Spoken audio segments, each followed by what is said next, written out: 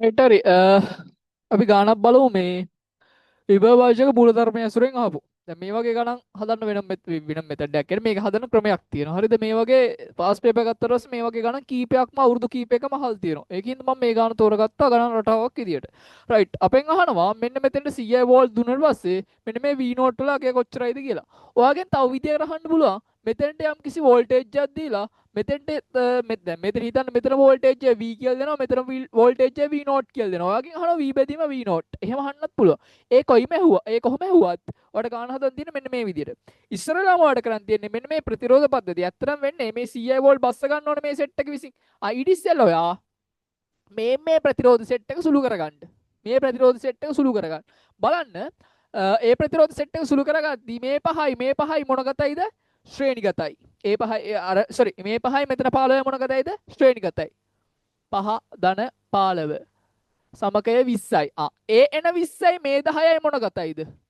20යි අර අතන 10යි සමාන්තර ගතයි. සමකය කොච්චරයිද? මුන් දෙන්නගේ සමකය මට ගන්න පුළුවන් R සමානයි 20 බෙදීම 20ට 20 ඒවා 1යි 20ට 10 ඒවා 2යි 20 බෙදීම 3යි සමකය. රයිට්. එහෙනම් මට මේ ප්‍රතිරෝධ පද්ධතිය හදා ගන්න පුළුවන් මෙන්න මෙහෙම. මෙතන තියෙනවා 10යි.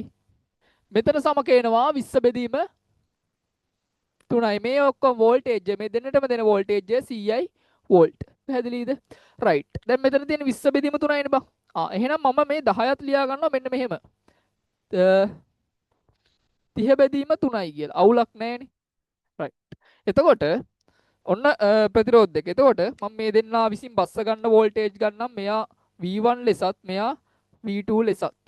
අපි දන්නවා V1 අනු V2 ගත්තොත් මට එනවා 20 30 බෙදීම 3 අනු 20 බෙදීම 3 සරලතම අනුපාතය ගත්තොත් 3 අනු 2.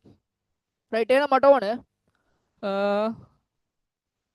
V2 හොයාගන්න. V2 කියලා කියන්නේ ඊට අදාළ අනුපාතය 2යි සම්පූර්ණ අනුපාතය 5යි වැඩි කරනවා මුළු වෝල්ටේජ් එක 100යි මට එනවා පස්වරක් 1යි පස්වරක් 20යි 20 ඒවා දෙකක් 40යි වෝල්ට් කියලා. රයිට්. ඔය 40යි වෝල්ට් කියලා ආවේ මෙන්න මේ 10යි ඕම් විසින් බස්ස ගන්න. එහෙම නැත්නම් මෙන්න මේ ප්‍රතිරෝධ සෙට් එකේම බස්ස ගන්න විභවය මට ආව කීයයි කියලාද? 40යි වෝල්ට්. මෙයා විසින් බස්ස ගන්න වෝල්ටේජ් එක තොර කීයයිද? 60යි වෝල්ට්. රයිට්. අපෙන් අහන්නේ V නෝට් නේ. එහෙනම් මේ පොයින්ට් දෙක අතර වෝල්ටේජ් එක අපි දන්නවා 40යි වෝල්ට්. 40යි වෝල්ට්. මේ අතර වෝල්ටේජ් එක 40යි වෝල්ට්. ඊට පස්සේ මම මෙයා ගන්නම් V3 කියලා. මෙයා ගන්නම් V4 කියලා. V3 අනු V4 අනුපාතය ගත්තොත් මට එනවා 5 අනු 15 සරලතම අනුපාතය 1 අනු 3 1 අනු 3.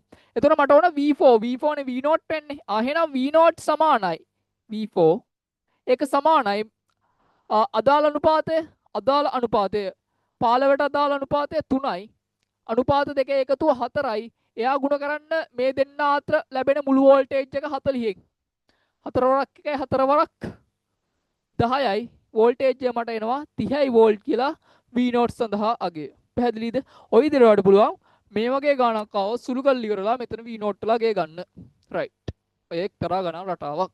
තව එකක් බලමු අපි ඊළඟ වීඩියෝ එකේ.